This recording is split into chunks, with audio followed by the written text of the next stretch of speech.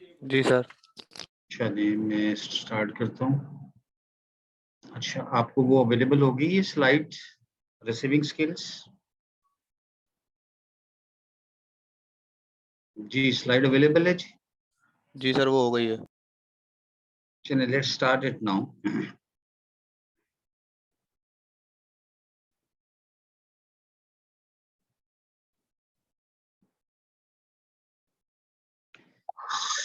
So the topic is the receiving skills. Receiving skills के अंदर the first important जो चीज हम समझते हैं कि इसको पढ़ना है वो आपकी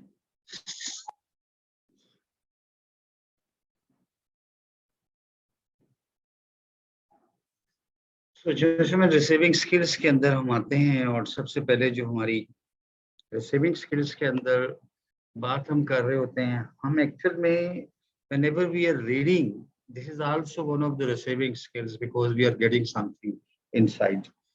ऐसे ही जैसे आप पेराफेरल्स के अंदर इनपुट आउटपुट डिवाइसेस देखते हैं, तो आपकी रीडिंग भी जो है by itself is a receiving skills. तो आइए जरा इसको हम थोड़ा सा पहले इसके देख लेते हैं कि हमने जो पढ़ना है उसको किस तरह से करना है, और आगे आगे चलते जाएंगे तो हमारी रिसीविंग स्किल से दूसरे पैरामीटर्स जो हैं वो सामने आते जाएंगे। तो रिसीविंग स्किल्स के अंदर the first one is the light reading. आप नॉर्मली डॉक्यूमेंट्स पढ़ते हैं, लेटर्स पढ़ते हैं, प्रपोजल्स पढ़ते हैं, reports पढ़ते हैं, whatever it is. So let's say the how to go for a light reading. At a fast and superficial, the way you would read a novel, in which case you do not have to comprehend or critically assess the idea. तो light reading normally ऐसे ही होती है कि आप एक किताब को खोलें और उसको बड़ा ही लाइट मोड के अंदर देखते चले जाएं। आप एक सुपरफिशियल आइडिया लेते हैं, उससे आप बहुत डिटेल से नहीं जाते। You just look into like you are reading a novel और वो आप नॉवल पढ़ते चले जा रहे हैं। तो उसमें से आप सिंपल करते क्या एक आइडिया लेते हैं कि एक्चुअली में what the book is, what the letter is, what the report is. इस लाइट रीडिंग के अंदर सबसे इम्पोर्टेंट ये होता है कि जब हम लाइट रीडिंग के ऊपर जाते हैं, लाइट रीडिंग मोड के ऊपर, तो जो सिनॉप्सिस होते हैं, कल मैंने आपको एग्जेक्टिव समरी की बात की थी रिपोर्ट्स के अंदर, वो लाइट रीडिंग के अंदर ले ली जाती है। व्हाट हैपेंस कि आपको एक सुपरफिशियल आइडिया उसका मिल जाता है। इसका जो सेकंड स्टेज आती है that is word by word reading. आप एक एक चीज को पढ़ते हो, डिटेल से पढ़ते हो। For example, used for foreign languages, technical terms or scientific and mathematical formulas that are unfamiliar to you. So whatever is the unfamiliar to you, जिसको आप नहीं समझ रहे होते, और you need to go in detail to comprehend the message, तो फिर आप word by word reading के ऊपर जाते हैं। That for example maybe a technical paper है आपका, अकाउंट से रिलेटेड है, आईटी से रिलेटेड है, चार्ट से रिलेटेड है, तो वहां पे क्योंकि डिसीजन मेकिंग लेनी होती है तो फिर आप वर्ड बाय वर्ड रीडिंग के ऊपर जाते हो। तो light reading just have a superficial idea. Word by word reading, that means you go inside in the depth of the message so you understand what actual the message is. और इसके बाद आ जाती है in depth reading that involves reading a text thoroughly to comprehend the ideas and arguments it contains. It's much slower than skim reading. मैं अभी अगले वाले में आपको बताऊंगा स्किम रीडिंग क्या होती है, लेकिन इन डेप्थ रीडिंग के अंदर आप एक एक आइडिया के ऊपर फोकस करते हैं। So I repeat ladies and gentleman that receiving skills, the first is our reading skills. In the reading skills, the first we go for the light reading just to have a superficial idea about what you are going to study. And then if you want to go in detail regarding the technical formulas or the points that you want to comprehend, then you go word by word reading. और word by word reading के अंदर होता है कि हम थोड़ा सा ज़्यादा फोकस हो जाते हैं। और फिर फर्दर अगर आप डिटेल्ड में जाना चाहें, you want that you must read out each and everything and understand it for better comprehension. So then we go for the in-depth reading और जिसके अंदर आइडियाज को, आर्गुमेंट्स को, जितने भी हैं उसकी अंडरस्टैंड करने की कोशिश करते हैं। इसके बाद जो आती है that comes the receiving skills के अंदर क्रिटिकल रीडिंग। तो पहली क्या थी? Just superficial idea, light reading. फिर हमने वर्ड बाय वर्ड, फिर हमने इन डेप्थ देखा। अब आ जाते हैं क्रिटिकल। जैसे कल मैंने कहा था, रिपोर्ट्स राइटिंग के अंदर क्रिटिकल एनालिसिस के ऊपर जब हम जाते हैं तो हम एक्चुअल में क्या कर रहे होते हैं, हम उसके क्रिटिकल आइडिया को अंडरस्टैंड करने की कोशिश कर रहे होते हैं। Now what is the critical reading? Let's be with me. Reading a text critically means that you do not accept what you read at face value. हम जो पढ़ रहे होते हैं, जब हम उसको उसकी फेस वैल्यू के ऊपर एक्सेप्ट नहीं करते, it means there is something hidden behind the message. तो फिर सिर्फ words are not enough. The words, in which context they were written, by whom they were written, for what purpose they were written, इन तमाम चीजों को हम evaluate करते हैं। इसकी सिंपल सी बात है, देखें, आप कहते हैं कि गुमशुदा बात मोमिन की मेराज होती है, जहां से मिले ले ले। लेकिन फिर हम ये कहते हैं कि नहीं, हमें ये भी देखना है कि बात जो की जा रही है, who is the person who is saying the things. Many times authenticity or the credibility is important. लेकिन बच्चों एक बात हमेशा याद रखिएगा, प्रोफेशंस के अंदर, when you are in a professional life, even the person, the source is credible, put him in doubt. कभी भी ऐसा नहीं करना अपने ब्लाइंड फेथ के साथ लोगों की चीजों को एक्सेप्ट कर लेना है, लेटर पे साइन कर देना है, बगैर पढ़े रिपोर्ट पे साइन कर, never ever do in your life, you will suffer. तो इसलिए फिर ये होता है कि जो चीज भी लिखी गई है उसकी फेस वैल्यू के हट के भी आप उसको देखें कि why this manuscript is written. In other words, you always question the worth of the material you are reading. जो मटेरियल आप पढ़ने जा रहे हैं, आप उसके क्वेश्चन करते हैं उसकी वर्थ को। There are a number of interrelated processes involved in critical reading. अब critical reading के अंदर वो कौन-कौन से प्रोसेस हैं जिसके ऊपर आपने देखना है, तो ये देख लीजिएगा। Number 1 is the interpretation. Interpretation का मतलब होता है कि आप उसको किस तरह से ट्रांसलेट करते हो, आप उसके मीनिंग्स को किस तरह से कॉम्प्रिहेंड करते हो। Because there are many times there are surface meanings, then the hidden meanings, then the under the surface meanings. ये तमाम वो चीजें होती हैं जिनको आपको अंडरस्टैंड करना है। बिजनेस प्रपोजल और रिपोर्ट राइटिंग्स के अंदर तो हमें बहुत केयरफुल होना पड़ता है, because all the time we have to be critical, because if we are not critical we are going to miss so many things, और in the end जो हमारी decision making होती है वो corrupt हो जाती है। Then comes the analysis. Analysis का आपको पता है, पूरा SWOT analysis करना है, क्या लिखा है, क्यों लिखा है, कैसे लिखा है, किस रेफरेंस के साथ लिखा है, हम चीजें उसके एनालिसिस के अंदर चले जाएंगे। फिर आइडेंटिफाइंग एजम्पशंस, कि जो एजम्पशंस आपके मैन्युस्क्रिप्ट के अंदर मौजूद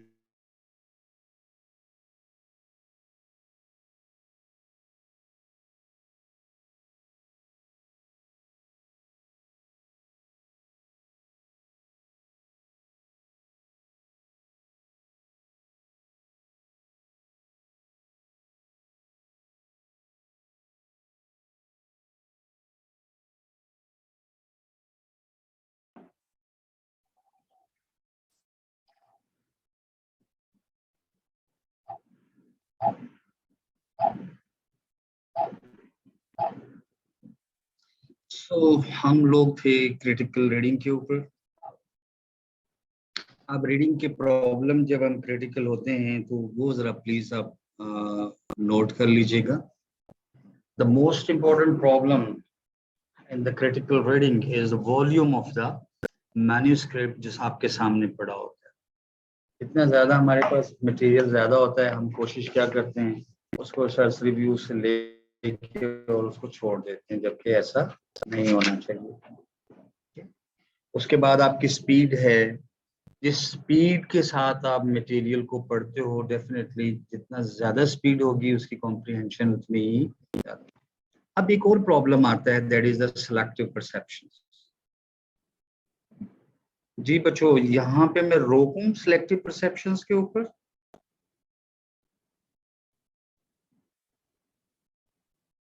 नहीं सर, आगे चलें।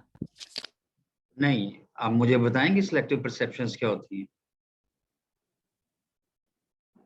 अच्छा बताने, एक मिनट सर।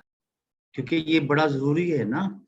नो, यहाँ पे ना एक नया टॉपिक खुलता है जो इसके साथ कनेक्ट होता है। मैं चाह रहा हूँ कि वो आपको मैं अच्छी तरीके से समझा दूं। देखें, दो चीजें होती हैं, एक होती है परसेप्शंस, एक होती है सिलेक्टिव परसेप्शंस। परसेप्शंस जो होती हैं हमारी, वो लाइफ लॉन्ग लर्नड एक्सपीरियंस होता है। और परसेप्शन बनने के तीन बुनियादी एलिमेंट्स होते हैं। Should I go for detailed?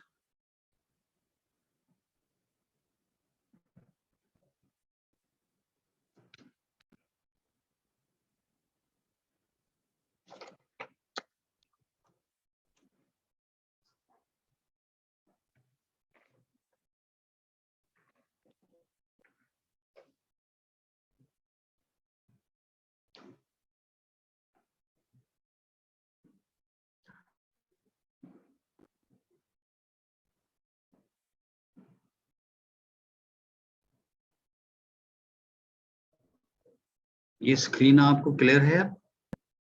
Black screen clear है बेटा आपको?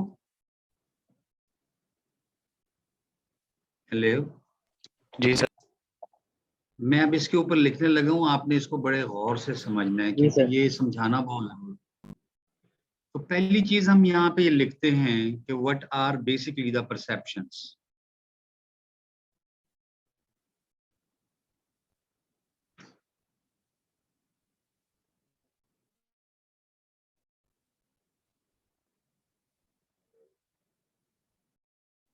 परसेप्शंस क्या होती हैं, ये अगर आपको पता चलता है फिर हम आगे हमारा जो प्रॉब्लम्स हैं रीडिंग के वो बड़े आसानी से हल हो जाएंगे।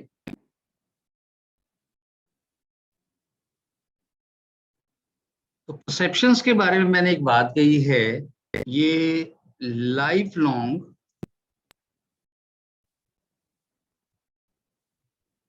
लर्न्ड एक्सपीरियंस है ना। What is the life long learned experience? एक बच्चा मुझे जरा बताएगा, मैं पार्टिसिपेंट्स पे जाता हूँ। चले अबरार साहब को ले लेते हैं। अबरार, आप मुझे सुन रहे हो बेटा? जी सर। आप एक बाजार से गुजरते हो और बाजार से जब आप गुजरते हो तो यू गेट स्मेल और the fragrance of so many food, और आप अपने दोस्तों से फौरन कहते हो अस्सलाम वालेकुम, एक मिनट होल्ड कीजिएगा। मैं ये लाइफ लॉन्ग लर्न एक्सपीरियंस, जो लाइफ लॉन्ग लर्न एक्सपीरियंस होता है ना, ये बेसिकली तीन चीजों के ऊपर डिपेंड करता है आपकी। वो तीन चीजें क्या हैं? फॉर एग्जाम्पल मैं यहाँ पे अब इंसर्ट करने लगा हूँ एक टेबल। अगर आप ये समझ जाएंगे तो इंशाल्लाह बहुत सारी चीजें आपकी वैसे ठीक हो जाएंगी। ये हमने यहाँ पे इंसर्ट किया और मैंने इसको लिखा अर्ली लाइफ।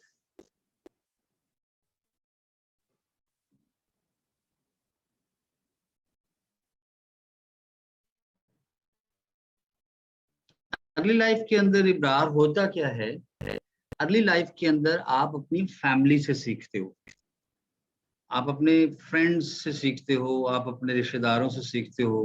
आपकी जिंदगी का 40 100% लर्निंग प्रोसेस यहाँ पे मुकम्मल हो जाता है। अभी अर्ली लाइफ के अंदर क्या आता है, आपकी फैमिली है, आपकी स्कूलिंग है, आपकी सोसाइटी है, आपके फ्रेंड्स हैं,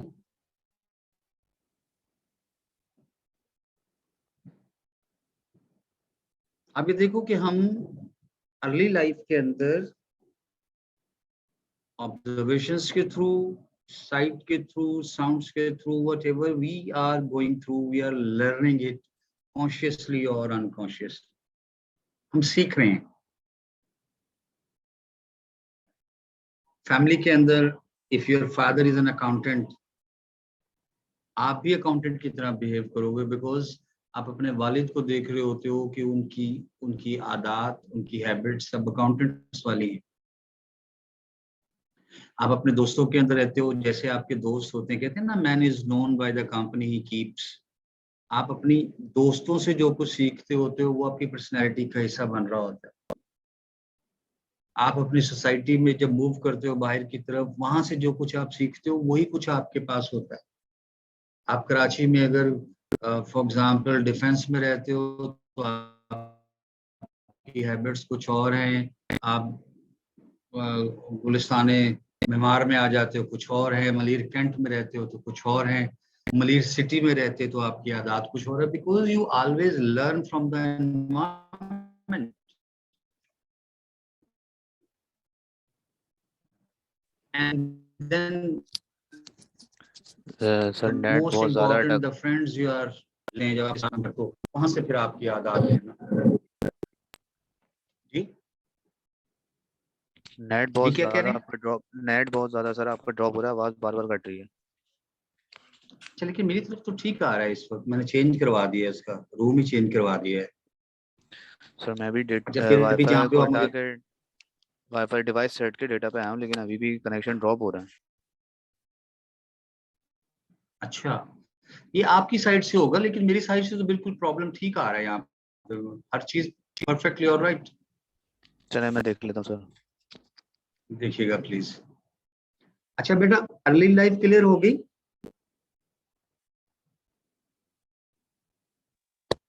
सर जी सर।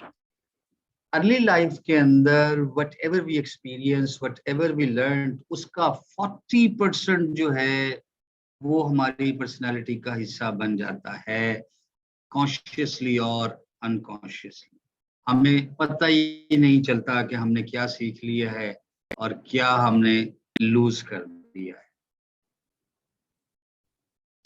अब आगे चलते हैं। इसके बाद सेकंड फेज आ जाता है। ये सेकंड फेज आपका नेचुरल डायनामिक्स है।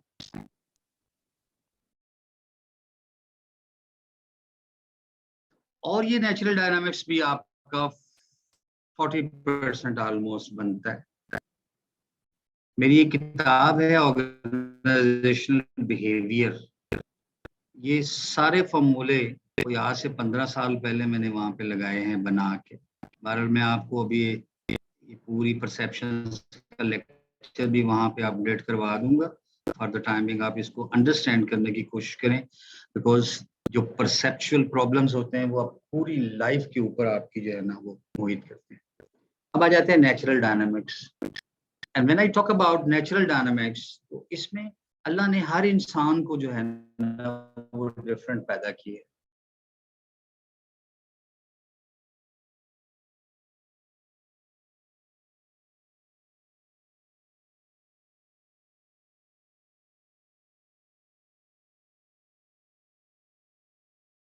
और कोई भी इंसान एक दूसरे के साथ नहीं मिलता।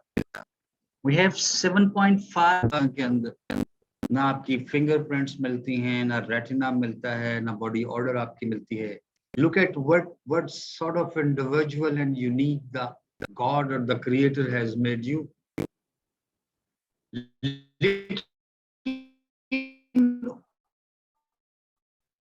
उसके अंदर भी अल्लाह ने क्या किया, नेचुरल डायनामिक्स के अंदर आपको दो किस्म का बना दिया। एक एक्सट्रोवर्ट बना दिया और दूसरा इंट्रोवर्ट बना दिया। इंट्रोवर्ट और एक्सट्रोवर्ट दोनों 180 degree out of phase personalities होती हैं दोनों। ये है एक्चुअल में वो परसेप्चुअल प्रॉब्लम्स जो आपको पूरी दुनिया, पूरी जिंदगी के अंदर प्रॉब्लमेटिक रखता है। इसको ओवरकम करना है हमने। When I'm coming across a person who is an extrovert, I must manage myself to be an extrovert so I can understand him better. Majority of the accountants are introverts people. Now, who are the introvert people who are reserved, who are logical, वो बड़ा एक system compliance के ऊपर काम करते हैं। अच्छा, इनको हार्ट अटैक भी ज्यादा नहीं होते क्योंकि रिस्क नहीं लेते जिंदगी में।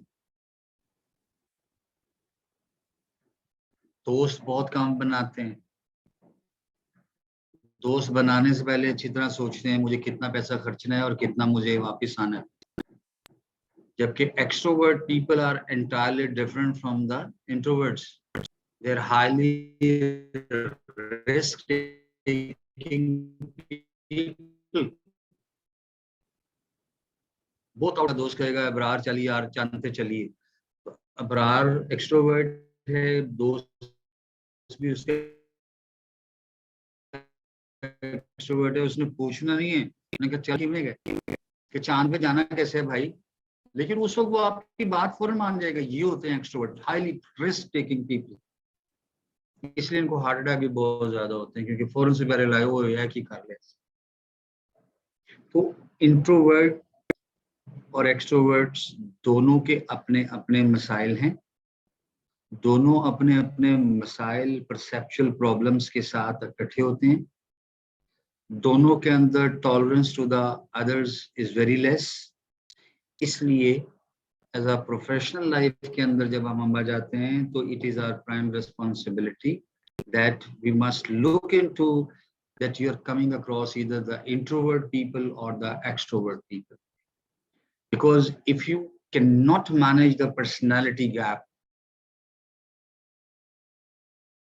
the perceptual problems always remain there, and that is the major cause of misunderstanding.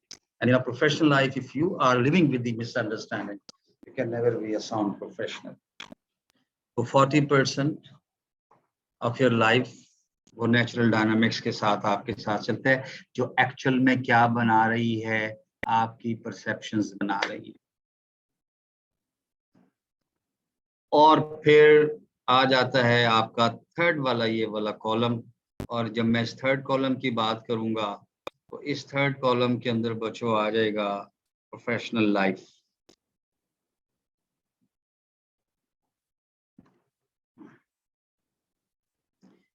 ये प्रोफेशनल लाइफ देखने में 20% होती है because 40 plus 20 is 100, but its weightage is almost equal to 40%. कैसे?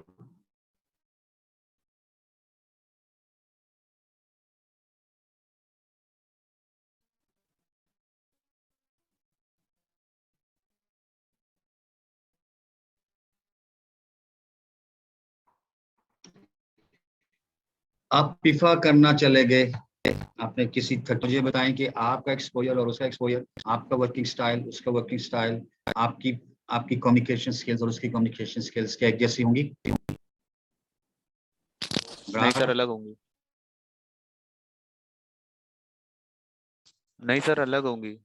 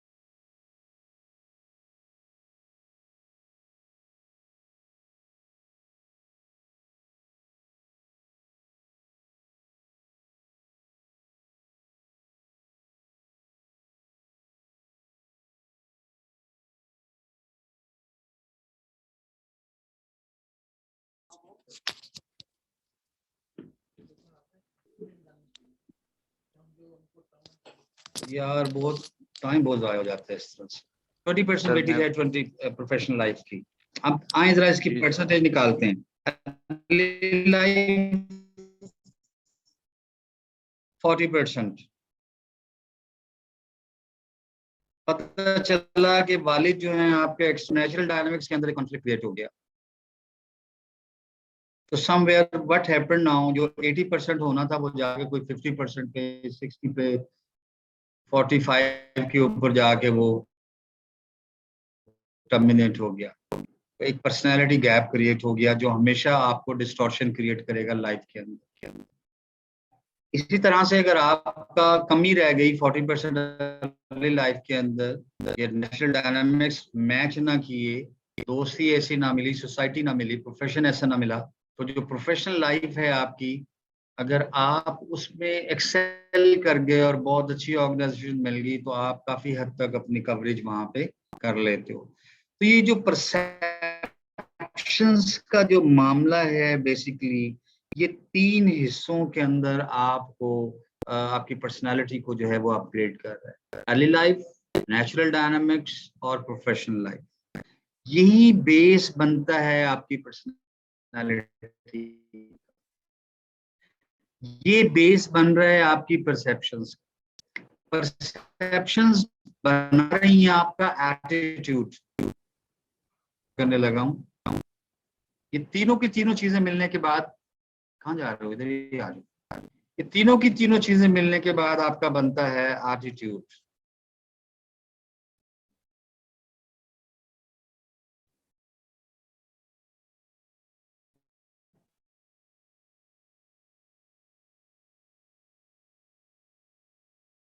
और ये एटीट्यूड जो है आपका इंटरनल होता है, एटीट्यूड नजर नहीं आता। जबकि सेम एटीट्यूड एक्सप्रेसिव फॉर्म के अंदर आता है तो ये बन जाता है आपका बिहेवियर।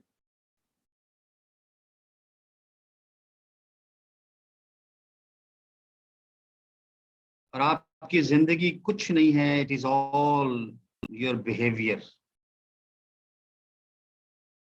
यही बिहेवियर आपको पॉजिटिव बनाता है, यही आपको नेगेटिव बनाता है, और यही आपकी परसेप्शन जो हैं जब उनको डेवलप कर लेता है, एक्चुअल में that behaviour is going to formulate. और उस पर्सनालिटी के अंदर 40% नेचुरल डायनामिक्स होते हैं, इधर यू आर इंट्रोवर्ट और यू आर एक्सट्रोवर्ट। मैं वापिस आता हूँ। तो ये जो मैंने बात की थी सिलेक्टिव परसेप्शंस की, ये वो परसेप्शंस हैं जो यूनिक साइकोलॉजिकल प्रेफरेंसेस हैं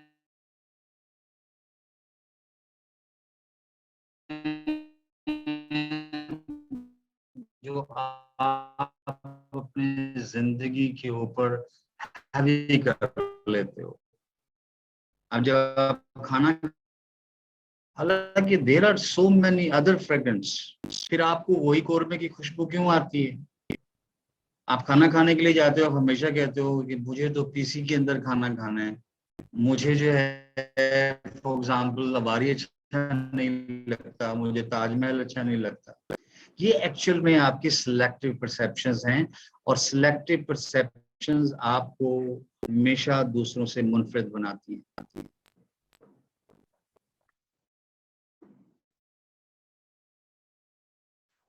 हाँ जी, आवाज आ रही है मेरी?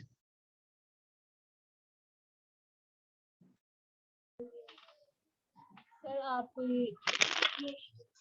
कोई मिसाल तो दे कि सिलेक्टिव परसेप्शन किस तरह हमें डिफरेंट बनाती है दूसरों से। बेटा आपका ये बात, आपको कौन सा कलर सबसे ज्यादा अच्छा लगता है?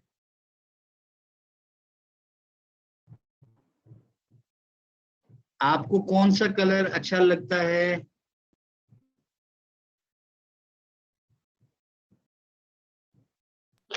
Black colour.